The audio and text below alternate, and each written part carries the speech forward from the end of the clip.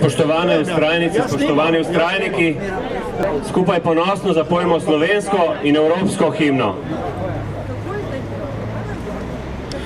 Komu najprej veselo zdravljico, bratje, čmo zapet. Bog našo nam deželo, Bog živi v slovenski svet. Brate vse, kar nas je, sinov sloveče matere. Brate vse, kar nas je, sinov sloveče matere, sloveče matere.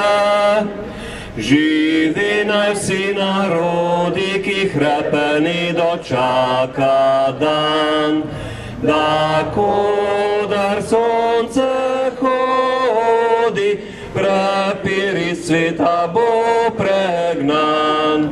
Da rojak prost bo vsak, ne vragle sosed bo mejak.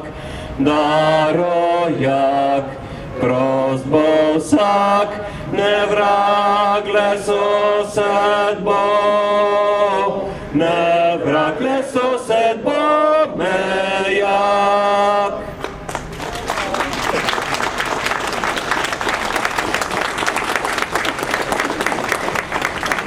Svoboda Sloveniji! Svoboda! Radost od Boga nam dana, hčerka ti Elizijska. Tempelj, kjer si nam prižgana, stopamo božanstvena. Združil čar nam tvoj bogatje, kar razkril je kruti čas. Vsi ljudje ljudim so bratje, če jim ti zvedriš obraz. Pomurje na ključje dalo, da ima prijatelja. Kdor dobil je ženko zalo, naj veselju duška da. Srečen, kdor ima na zemlji eno samo dušico. Kdor pa sam trpiš ne jemlji, naše sreče nam za zlo.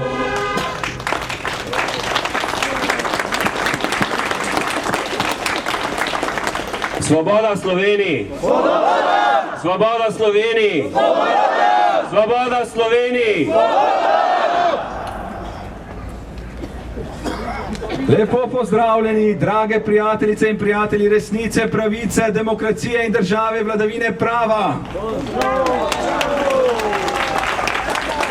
Spet je četrtek, spet je ura 5 popoldne in spet smo tukaj. Mi nismo slaba vest, mi smo dobra vest. Vest, ki opozarja na to, kaj je dobro za Slovenijo. In hkrati smo dobra vest za Slovenijo. Dobra novica. Mi smo tukaj zato, da spremenimo pravosodje. Pravosodje je potrebno sprememb. Žal to ne bo šlo drugače kot od zunaj, Branko Masleša. Zunanji elementi so potrebni v slovenskem pravosodju, v vašem izrazoslovju. In mi smo ta zunanji element in ponosni smo in v čast nam je to. Zdaj pa vabim k besedi Anjo Bah Žibert.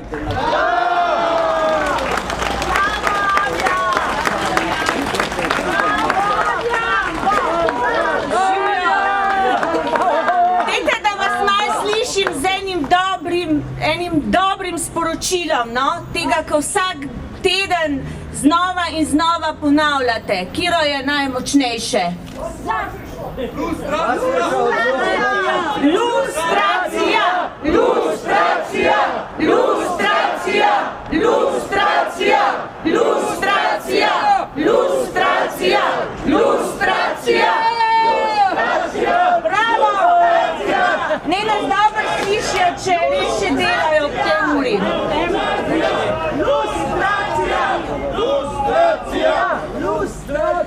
Spoštovani vztrajnice in vztrajniki, dragi prijatelji, moram vam povedati, da me velikokrat bremeni vest, in to je ta slaba vest, ker se vam ne morem večkrat pridružiti pred to hišo sramote. Še toliko bolj, ko se zazrem v oči vseh vas, ki ste v preteklosti sleherni dan, dan za dnem in potem kasneje vsak četrtek prišli sem pred to palačo z upanjem, da se agonija pravosodnega sistema, ki je tako zelo zlorabljen, konča. In da končno na prestol sodišča sede pravica, ki bo zavedno izrinila krivico.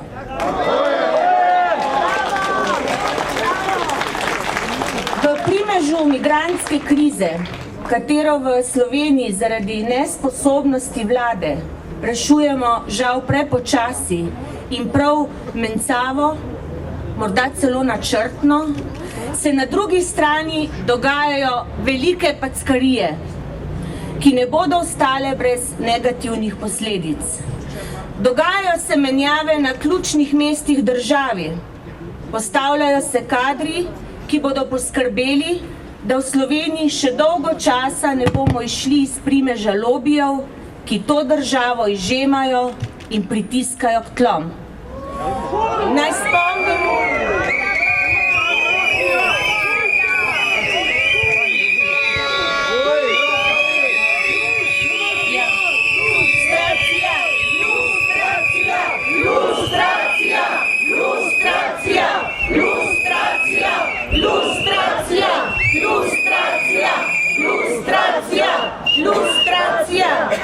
spoštovani, naj vas spomnim na zadnje dogajanja v DUTB-ju in SDH-ju. Je potrebno povedati še kaj več? Tako je.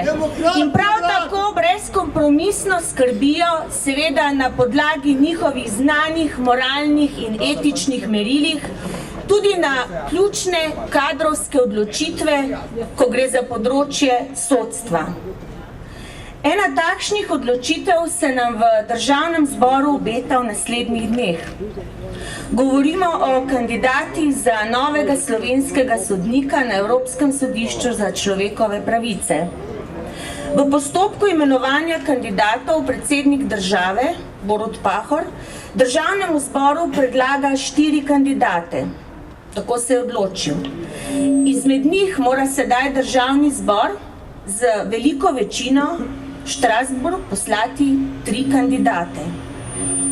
Res je, da ima končno besedo pri izvolitvi enega od kandidatov Parlamentarna skupščina Sveta Evrope, ampak pomembno je, kdo so kandidati, ki jih tja pošiljamo, oziroma ali bo Parlamentarna skupščina sploh zmogla oziroma mogla odločati, ali bo lahko izbirala na podlagi kakovosti, znanja in mednarodnih izkušenj.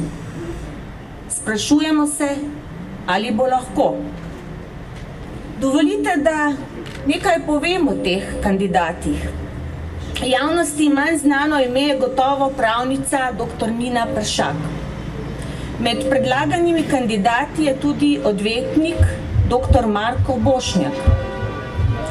Med kandidati je, sicer po številnih zapletih in potihkanjih, vendarle tudi najbolj izobražen med predlaganimi dvojni doktor Klemen Jaklič.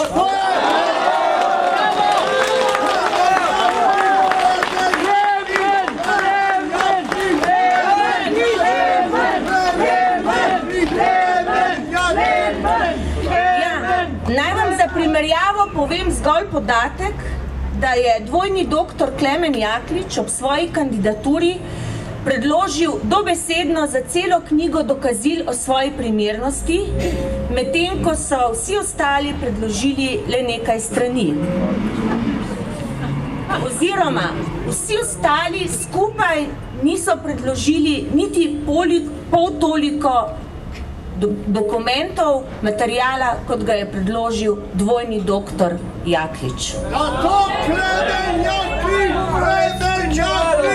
Jaz mislim, da je to dovolj zgovoren podatek in da ga ni treba posebej več opisovati oziroma karkoli dodajati. Kar pa je zaskrbljujoče in kliče k temu, da je naš glas tukaj zbranih, ki se borimo za pravičnejšo sodstvo, brez kršenja človekovih pravic, kar se da močan in da ne utihne podatek, da je med kandidati tudi desna roka Branke Masleše.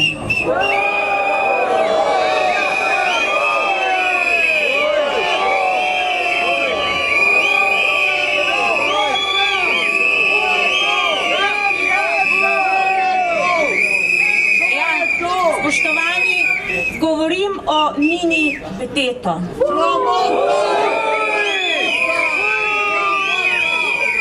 Bedetova je, to vi dobro veste, podpredsednica Vrhovnega sodišča in predstavlja vrh sodne nomenklature, ki je odgovorna, da nam ravno Evropsko sodišče za človekove pravice, kjer želi sedaj omenjena udobno sedeti, po tekočem traku razveljavlja sodbe. Lustracija! Lustracija! Lustracija! Lustracija! Lustracija! Lustracija! Lustracija! Lustracija! Lustracija! Lustracija! Lustracija! Lustracija! Lustracija! Ja, spoštovani, gospa je del sistema, ki je sramota za našo državo, saj smo praktično rekorderji po razveljavljenih sodbah pred Evropskim sodiščem za človekove pravice. A kandidatka Nina Bedeto ni kar tako, spoštovani.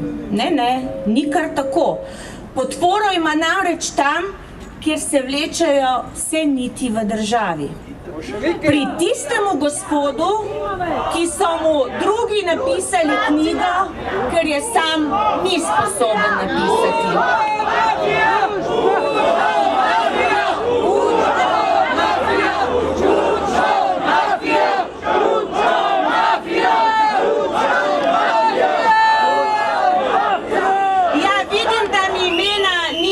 Potrebno povedati in da ste dobro vedeli, o kom govorim. O kom že?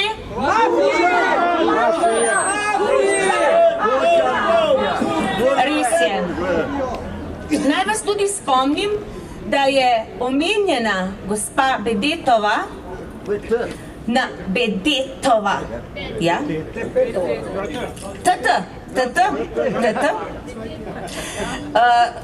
Da je gospa odvetniški zbornici prijavila odvetnika Francija Matoza, ker je povedal na glas, kaj si misli. Svoboda govora očitno ni v njenem priročniku. Tega očitno ne pozna.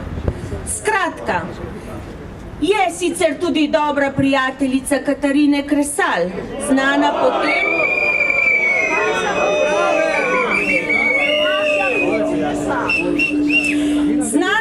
po tem, da zadnje čase presenetljivo veliko potuje na stroške davkoplačevalcev. In ravno ta gospa ima vso podporo koalicije, ki se ji bo najverjetneje pridružila tudi tista pod B, tako imenovana ideološka. Ja, dragi moji, zbrani tukaj, o izboru 3 kandidatov bodo imeli odločilno vlogo tisti, ki so se v Državnem zboru že izkazali s tem, ko so kršili Ustavo Republike Slovenije in Janezu Janši odvzeli mandat.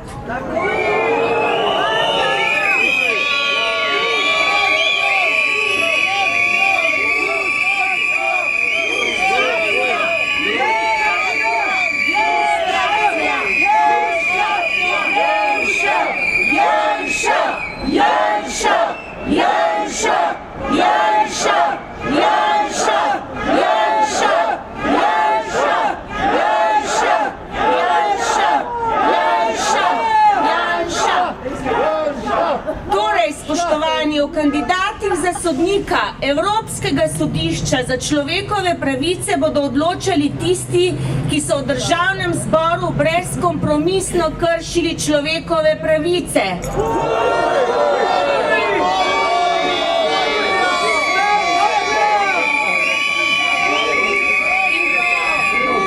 In pred časom so nam ravno ti želeli za spremembo zakona celo vzeti spol. To so ljudje, ki bodo odločali. Strajnice in strajniki, dragi prijatelji, upravičeno nas skrbi. Več kot upravičeno. Zato je pomembno, da ne odnehamo in s tem poslanstvom nadaljujemo tudi v prihodnje. Boste odnehali? Boste odnehali? Boste odnehali? Tako je, odločen ne, ne in ne. Državni zbor vi prirešili glasovi za Klemena Jakliča, medtem smo prav topi pa lustracija. Skratka, spoštovani, naše korenine rastejo in se krepijo v vrednotah slovenskega naroda, ki je ob osamosvojitvi povedal, v kakšni državi želi živeti. Danes še to ni ta Slovenija. Takšno Slovenijo moramo še ustvariti. Skupnimi močmi nam bo to, kljub viharjem, ki so morda močnejši kot kdajkoli prej, zagotovo uspelo. Hvala, ker ste mi prisluhnili. Hvala.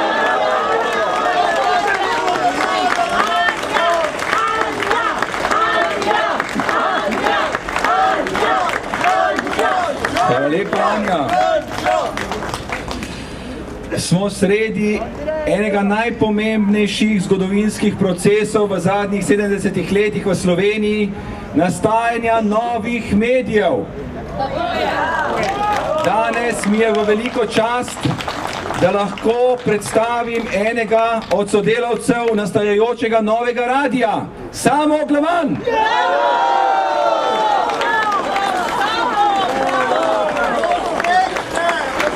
Dober večer, sicer ne pooblaščeno, ampak vseeno čutim dolžnost oziroma lahko to naredim, da vas lepo pozdravim iz uredništva Nove 24 TV, novega radia in portala. Tole, kar imam pa v roki... S kolegom Vladimirjem se ne bi videvava več toliko tam, ker imam jaz kar dosti dela za računalnikom, on je pa od 3-4 zjutraj na terenu, ne, tako da no in kako še na nogah stoji. Ampak brez take požrtvovalnosti ne bo šlo. Pravkar imam v roki nekaj, bi lahko rekel, vročega, brez pretiravanja, ker je pred enim letom bil zapečen ta prvo avizo za novice na radiju, ki ne bojo začele laufati še jutri zjutraj, ne? Boste že obveščeni, kdaj bo. Rad bi vam predstavil, kakšna bo glasbena oprema novega radia, Nove TV, 24 TV in takoj boste spoznali tudi temo, ki smo jo povzeli. Muskontar, ki je pa stoji za tem posnetkom, ki je prvi v vrsti mnogih, ne, kot rečeno, je pa najboljši, zato ker za najboljše poslušalce in za najboljše delničarje mora delati samo najboljši glasbenik, to je pa najboljši evropski kitarist Primož Grašič.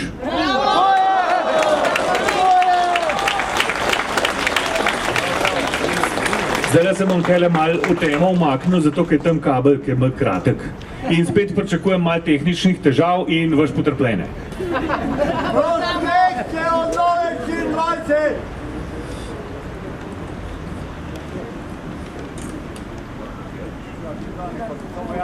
Najprej za poskus en efekt, da vidim, koliko je na glas. Mislim, da bo šlo. Takole.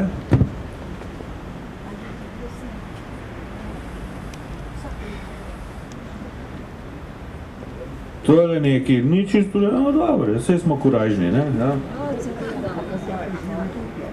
Mi smo v strani.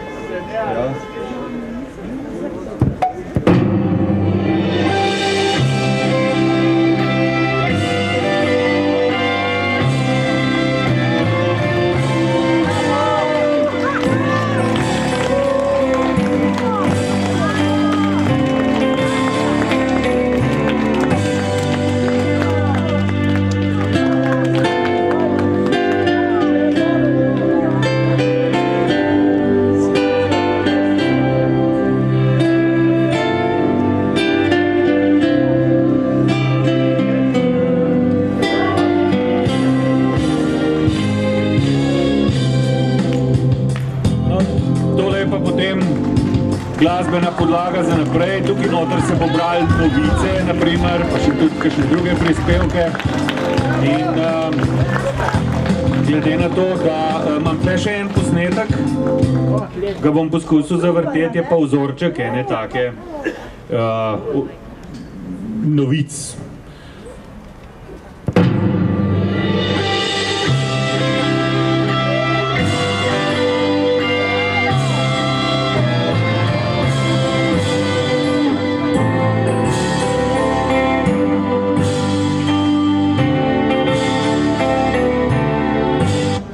To ni bilo to. Vse lahko pojete naprej. Tole bo bolj.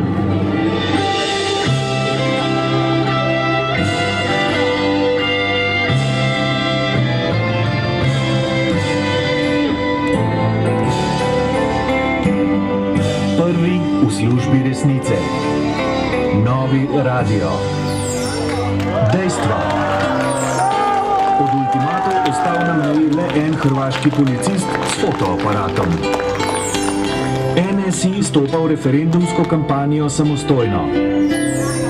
Upor grškega ljudstva proti Sirizi.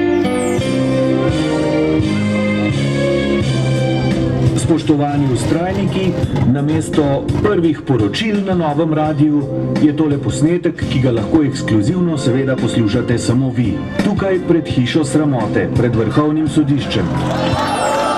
Takole približno bodo izgledala poročila na novem radiju. Več na www.nova24tv.si.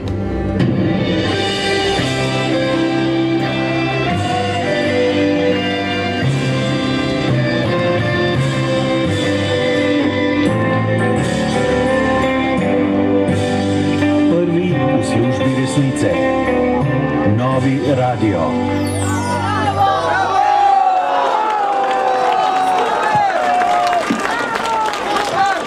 To je to.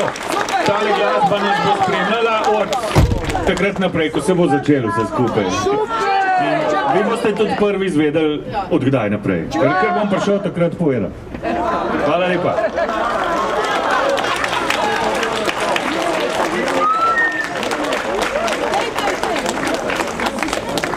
Hvala lepa samo tu za te, kot se reče v žurnalizmu, ekskluzivne informacije in upamo, da bomo še kdaj prvi, ki bomo kaj izvedeli. Tako je.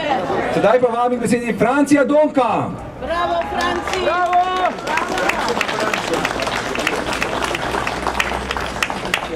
Dragi prijatelji vztrajniki, za hip bi vas rad popeljal v nek drug svet, v leto 2015 pred Kristusom. Glavno mesto antične Mezopotamije, Ašur, vodijo odgovorni, racionalni ljudje pod vodstvom asirskih kraljev. Ti v svojih mestih ustvarjajo pogoje za gospodarski in kulturni razcvet, med drugim ukinjajo davke, da bi privabili trgovce sosednjih dežel. Iz svojih upravnih središč vodijo velike trgovske kolonije v pomembnih mestih sosednjih dežel. Živahna asirska trgovina poteka v mnogih oddaljenih krajih, med njimi izstopa mesto Kaneš v Anatoliji, današnji Turčiji. Asirci s prebivalci dežele živijo v sožitju, medsebojna razmerja imajo pravno urejena. Spoštovanje različnosti je predvideno tudi v primeru sporov, celo do te mere, da se sme v sporu vsaka stran sklicevati in priseči pri svojih bogovih. Takšna politična širina omogoča Asircem, da stoletja dolgo uspešno trgujejo s tkaninami, volno in kositrom, sodelovanju s sosednjimi narodi pa bogatijo gospodarsko in kulturno izmenjavo civilizacije. glinene ploščice arhivov mesta Kanež odstirajo skrivnostne koščke neke civilizacije, katere potomci v letu 2015 neusmiljeno brišejo iz zgodovinskega spomina izjemne kulturne spomenike svojih prednikov in z množičnimi migracijami majajo civilizacijske in kulturne temelje pomembnega dela sveta, posebej še Evrope, ki se nahaja v globoki krizi identitete, v nevarnem trendu zanikanja lastne resničnosti, trenutno nesposobna soočiti se z izzivom migracij in jih pomagati reševati pri izvoru nastanka. Kaj se je zgodilo s civilizacijo, ki v letu 2015 po Kristusu tudi preko Slovenije trumoma išče pot v obljubljeno deželo, ni je. Najbolj poklicani k odgovoru so dediči te civilizacije sami. In kje je Slovenija v letu 2015 po Kristusu? Tone še globlje, medtem ko smo mislili, da smo že dosegli dno in globlje ne gre. Manipulacija in laž ostajate prevladujoči modus operandi družbenega življenja. Zanikanje korenin in temeljnega spomina se posebej žalostno kažeta v nezmožnosti dogovora o minimalnih civilizacijskih standardih. Dostojen pokop žrtev totalitarnega režima in ureditev morišč sta odvisna od proračuna, vračanje dostojanstva svojcem pa od zmanipuliranega javnega mnenja in okostenelih sodnih postopkov. Znova in znova prihajajo na dan iznakažene podobe slovenske sodobne stvarnosti. Na različne načine se demonizira in preganjajo osamosvojitelje, hkrati pa v sodnih postopkih oprošča agresorja JLA.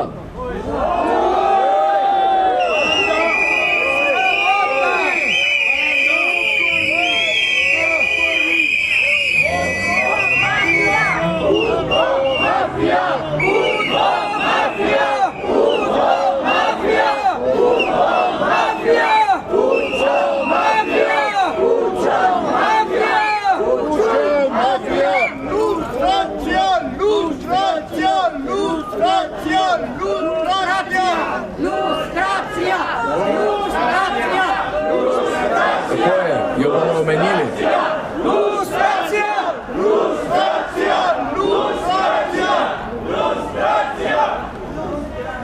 Kljub generacijam diplomantov pravnih fakultet po osamosvojitvi še vedno nimamo celostne pravne presoje medvojnega in povojnega z revolucijo in totalitarizmom povezanega dogajanja v Sloveniji. Obstajajo le posamezne pravne ocene revolucionarnih zakonov in komunističnega sodstva. Na tem mestu izrekam spoštovanje za življenjsko delo nekdanjemu generalnemu državnemu tožilcu Antonu Drobniču ter nekdanjemu pravosodnemu ministru Lovru Šturmu, kakor tudi vsem tistim pravnikom, ki se zavedajo svoje stanovske odgovornosti. Iz različnih razlogov, predvsem zaradi zarote molka zločincev in njihovih sledilcev, delno zaradi uničenja arhivov v letih 88 do 91 in nepripravljenosti sodstva za procesiranje totalitarne preteklosti, je že zmerom tako težko dokazati utemeljeno suma, da je kdorkoli storil kazniva dejanja hudodelstev zoper človečnost na slovenskem ozemlju. Imamo zločin brez zločincev. V tem smo gotovo edinstveni, a zločinov proti človečnosti se ne da skriti. Devetiro pregrad ni dovolj, da bi resnica ne prišla na dan. Dr. Pučnik je ponudil kompromisno rešitev, obsodimo zločince in jih izpustimo. Dediči revolucije na to niso pristali. Danes jim sporočamo, da ta ponudba ne velja več. Lustracija, kakor ste rekli, lustracija je beseda, ki se vrača na slovensko nacionalno agendo. Ob tem tudi vprašanje delnega uničenja arhivov in vsi poskusi blokiranja in oteževanja raziskovanja, ki edino vodi v očiščenje narodovega spomina. Zanikanje vsakršne odgovornosti za povojne pomore je privedlo do izrazite razcepljenosti slovenske družbe. Dediči totalitarnega režima še vedno zavirajo objektivno zgodovinsko razpravo o hudodelstvi zoper človečnost in se zatekajo k mitskim prikazom resničnosti. po potrebi vedno znova prebujajo v narodu globoko zakoreninjena nerazrešena čutenja, ki preprečujejo dialog. Zato ta družba za svoj obstanek nujno potrebuje soočenje z resnico, ki bo omogočilo zdravljenje totalitarne preteklosti.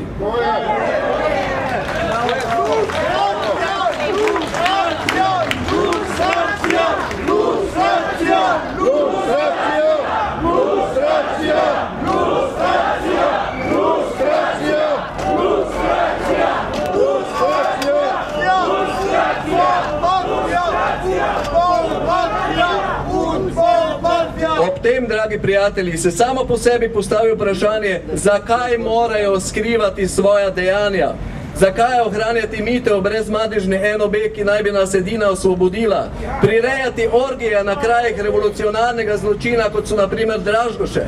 Ob tem pa zamolčati, da so bežeče vaščane iz gorečih Dražgoš, med njimi nosečo mater v sosednji vasi iz hiš v sneg nagnali partizani in zasedli te hiše.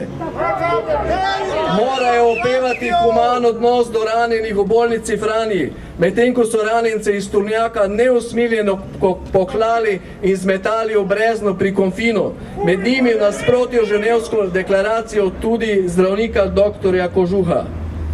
Znamenito procesijo na ljubljanskem magistrat so strici iz ozadja simbolno stopili v ospredje.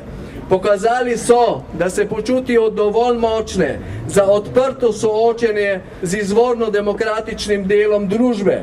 Po uspešnem mandatu prve Janševe vlade načrtno utrjujejo položaje in na vodilna mesta pripuščajo le preverjene, tako ali drugače omadeževane posameznike.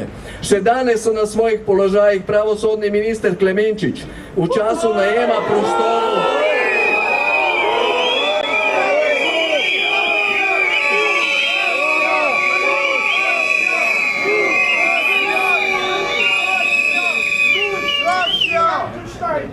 Minister Klemenčič v času najema prostorov NPU, državni sekretar pri Katarini Kresal in omadeževani nekdani predsednik KPK, avtor odpravljenega poročila o premoženskem stanju predsednika SDS. Klemenčič je zanimivo v obeh primerih pravočasno odstopil.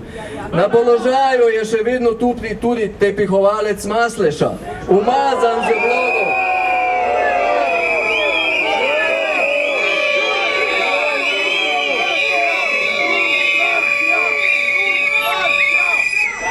Branko Masleša. Masleša odstop!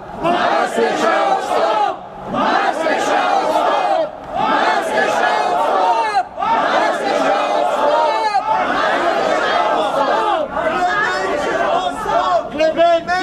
odstop! Branko Masleša je umazan tudi z vlogo preiskovalnega sodnika alija smrliškega oglednika v Kopru. Prav tako je na položaju še generalni državni tožilec Fišer, znan kot preganjalec svojcev pomorjenih.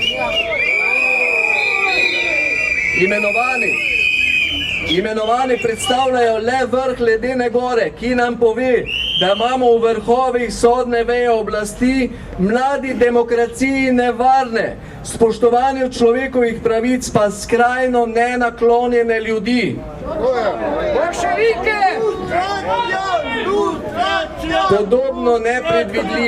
Podobno nepredvidljiva je celotna vladna ekipa na čelu z vodenim premierjem, v afere vpletenim zunanjim ministrom ter nekompetentnima notranjo in obrambno ministrico.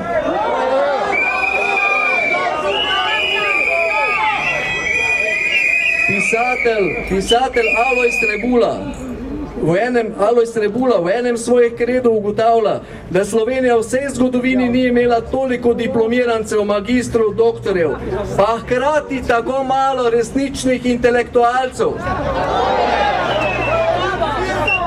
Tovarišija je s korenčkom in palico utišala mnoge izmed njih, jih dobesedno kupila s takšnimi in drugačnimi pogodbami, z drobtinicami kolača, ki ga režejo na hrbtu naroda, vseh nas.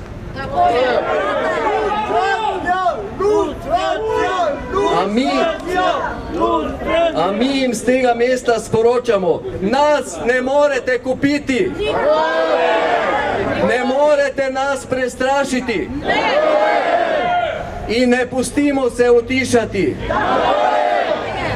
Pisatelj Boris Pahor v Gandijevem duhu opozarja, da je v resnici, poleg ljubezni, ki je nedvomno prva, plemeniti upor proti krivični stvarnosti, največ, kar lahko prispevamo za rešitev človekovega dostojanstva.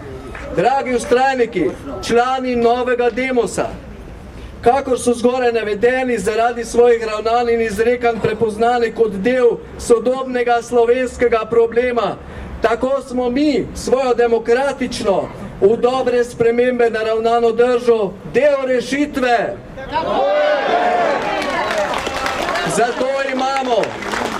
Zato imamo v imenu vseh utišanih in drugorazrednih državljanov pravico zahtevati vrnitev dostojanstva vsem nam, ki želimo živeti v svobodni, odprti družbi s tržnim gospodarstvom in prosto zasebno pobudo.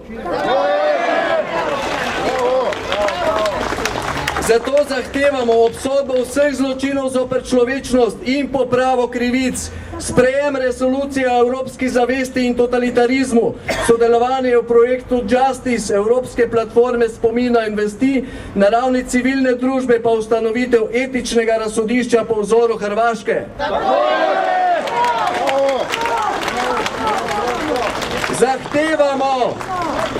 Zahtevamo, da vlada Republike Slovenije nemudoma preneha s socialističnim načinom vodenja države in gospodarstva.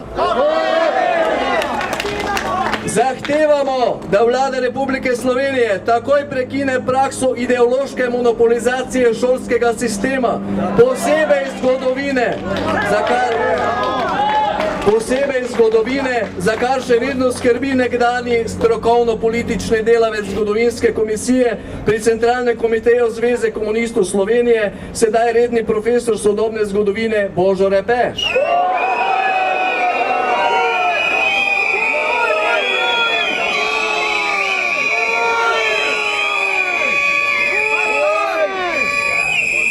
Zahtevamo, da se v vzgojno-izobraževalnem sistemu dosledno upošteva načelo laičnosti in takoj prekine uvajanje ideološke teorije spola v učne načrte. Zahtevamo izvajanje privatizacije velikih državnih sistemov, posebej NLB, brez kontrolnega deleža države in razpršenega lastništva, ter takojšnjo prekinitev pogodb z Dragom Kosom in Rokom Praprotnikom, nagrajencema afere Patria, ki se financirata z denarjem davkoplačevalcev.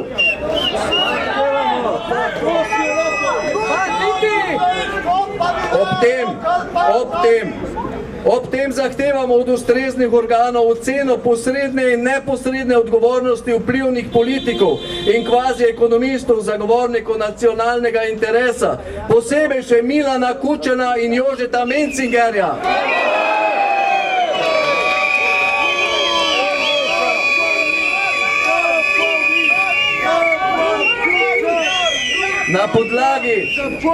Na podlagi neuravnoteženega in izrazito pristranskega javnega medijskega prostora zahtevamo, da imamo državljani pravico odločiti, kateremu mediju bomo namenili obvezni prispevek v obliki RTV naročnine.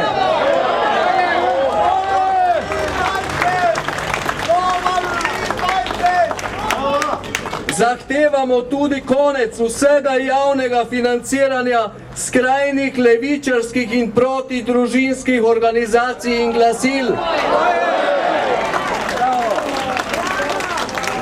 Zahtevamo odstavitev vodstva DUTB in SDH in takojšnjo predajo upravljanja državnega premoženja z mednarodnim razpisom nepristranskim tujim upravljavcem. In zahtevamo takojšen začetek pogovorov s sosedi glede potrebnih ukrepov za ponovno vzpostavitev šengenskega režima odprtih meja. Dragi vztrajniki, naša naloga je plemenita, naša vloga za državo pa nadvse pomembna. Hvala vam in Bog vas živi. Bog te obvaruje, Slovenija. Hvala lepa, Franci. Vloga odbora 2014 in ustrajnic in ustrajnikov je nenadomestljiva. Nina Beteto zelo rada potuje. To smo že večkrat slišali in hvala Bogu je Bojan Požar pripravil zbirko njenih poti v zadnjem času. Takole je zapisal. 7. septembra je Nina Beteto odpotovala v Bukarešto. Od 21. septembra do 2. oktobra je bila v Varšavi. To je kar cel dopust od 21. septembra do 2. oktobra. Od 14. oktobra do 16. oktobra je bila v Londonu. Od 20. do 21. oktobra pa je bila v Pragi.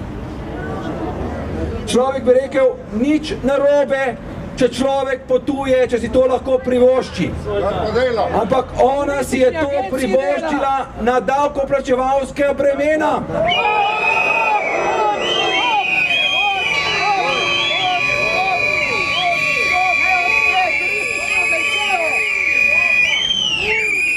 Potne naloge pa ji podpisuje nihče drug od Branko Masleša.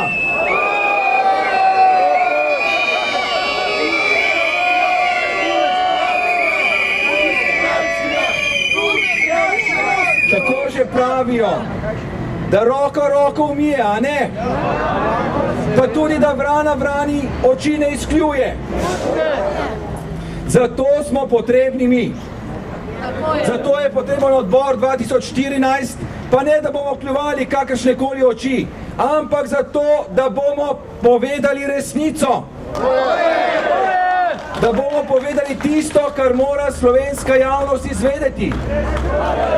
In zato, da se v Slovenijo končno naselijo spremembe na bolje. In del teh prizadevanj je tudi nov medijski prostor, ki ga odpirajo novi mediji. Ne vem, če ste opazili, ampak zdi se mi, da je velika pridobitev, ki so jo vnesli v slovenski medijski prostor novi mediji, še posebej spletni časopis Nova24tv.si, to, da so drugi mediji boljši, kot so bili. Kako malo je treba, da se drugi izboljšajo. Samo en nov mora priti na trg. Koliko boljši bodo šele televizija in radiji, ko bo začela delovati Nova24TV in Novi radio. Zato vas, drage prijateljice in prijatelji, vabim, da v naslednjih 14 dneh, ko je še mogoče, pristopimo kot delničari, kot novi lastniki v nov medijski projekt. Na mnogih poštah po Sloveniji se to lahko stori. Ena delnica stane 100 evrov. Kdor pa nima 100 evrov, lahko da svoj dar po svojih zmožnostih.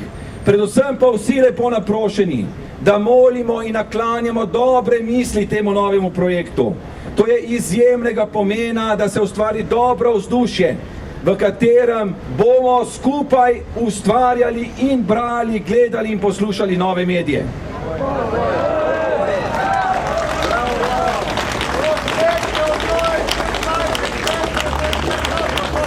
Stvari se na bolje ne obračajo, ampak jih obrnejo pogumni in pokončni ljudje. In vabljeni, da postanemo mi ti ljudje, tudi ko gre za nove medije. Sedaj pa, drage prijateljice in prijatelji, vabljeni, da tako kot vsakič tudi danes obrnemo hrbet zlorabam v slovenskem pravosodju na način, da obrnemo hrbet stavbi Vrhovnega sodišča za 20 sekund v popolni tišini.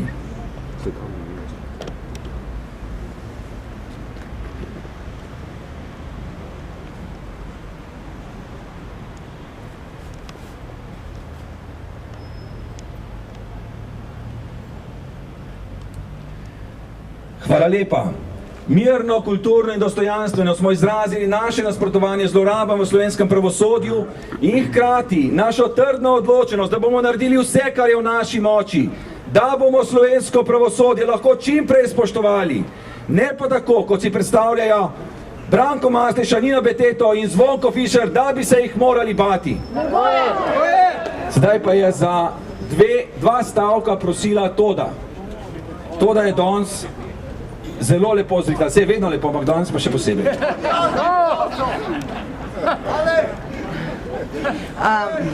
Torej, še enkrat bi rada opozorila na prireditev 5.12. Gremo v Hudo jamo, kjer se bo sam cerkvini vrh Slovenije poklonil tem žrtvam. Maša bo dobral nadškof metropolit, gospod Zore, in so maševali bojo še 3 škofje, lokalni škof, celjski, hrvaški in avstrijski. Gremo, torej, vabimo, sprijete, kakor se le daj s vašimi osebnimi prevozi, ali pa tudi, torej, možnost imamo organiziranega prevoza. Zdaj vam povem, naredili smo že en avtobus, popolnoma je poln. Imamo enega neznanega dobrotnika, ki je videl in spremljal vse to, kar počenjamo, in nam je plačal prevoz, tako da prevoz je brezplačen. Hvala. Avtobus je čisto poln, še en mest imamo. Zdaj pa, kolikor bo še kakšen naval, lahko naredimo še drug avtobus, manjši, recimo za 30 ljudi, 50, tam bo pa pač treba plačati stopnico, ki bo približno v sorazmerju 5 kavic, recimo, ali pa 3 pirov. Ni tako neko drugo, ne. Tole vas lepo prosim vabim, da podpremo društvo Huda jama, ki se bori za pokop. Treba je zopet poudariti torej problem nepokopa. In povem vam, da bo ta društvo tudi to internacionalizirano in bojo vsi, torej seznanilo s tem problemom Evropski parlament, vsak poslanec Evropski bo zvedel o Hudi jami. Bomo naredili zloženko, kakorkoli, tako da bomo to internacionalizirali. No, zdaj torej prosim lepo, dajmo se udeležiti. Maša bo kratka, nagovori bojo pol tudi kratki, bojo v 3 jezikih, kakor so tudi sorazmerno žrtvam v jami, in pol gremo pa na kosilo. To veste, da tam dobro jemo, bomo en tak lep slovo od tega leta naredili. Potem druga stvar, vam povem eno veselo novico. Torej, v Španiji so prijeli morilca Udbe, ki je ubil po navodilu Gorenca. Kar je to grozen, en težka stvar za Gorenca, mislim, njemu isto grozi. On se imenuje Vinko Sindičić. To je bil v bistvu proizvodni delavcev Udbe, on je klon. Med drugim je ubil tudi 9-letno deklico v Italiji. 9-letno deklico v Italiji. No, aretirali so ga v Španiji in zdaj že sedi v Nemčiji v preiskovanem zaporu.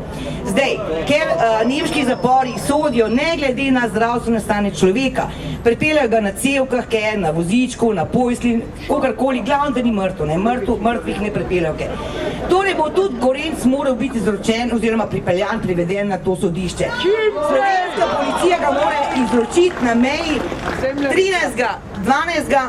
avstrijski policiji kombijo, ki ga bo pripeljal v München. Zdaj pa 10 ljudi gre v München.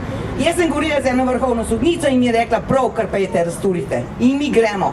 Kdor bo šel z nami, gremo mi z rednim prevozom, ni organizirano. Enih 10 ljudi nas je že zbranih. Imeli bomo tudi enega turističnega vodiča, ki bo gratis nas vozil.